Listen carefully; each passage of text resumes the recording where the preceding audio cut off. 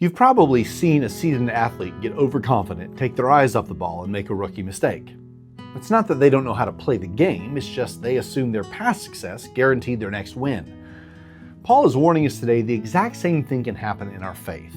It is possible for us to become so comfortable with our spiritual success or resume that we forget how easy it is to trip and fall. Hi, I'm Aaron, and I'm the preacher at Adams.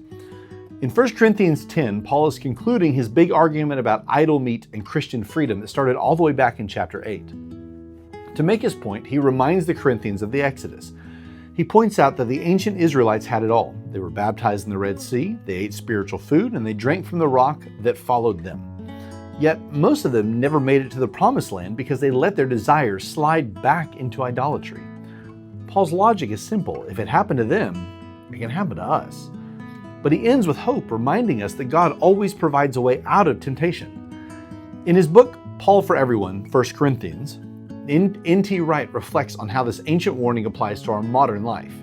He says, God welcomes us as we are, but God's welcome never leaves us as we are. Thank God. God's inclusiveness is always a transforming inclusiveness. So expect to be challenged by God and by your neighbors about your lifestyle and about your dying to sin and your rising again to holiness.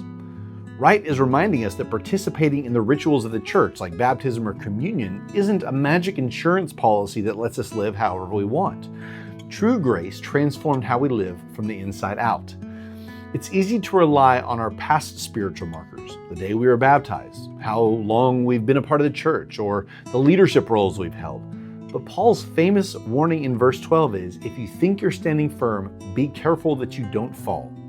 Today, take a look at your current habits. Are there areas where you've become complacent or where you're playing with old temptations? Remember, God doesn't just want to save you from your past, He wants to transform your present. Go ahead and read 1 Corinthians chapter 10 today. Look for that promise in verse 13 about God providing a way out when you're tested. And we'll see you tomorrow for chapter 11.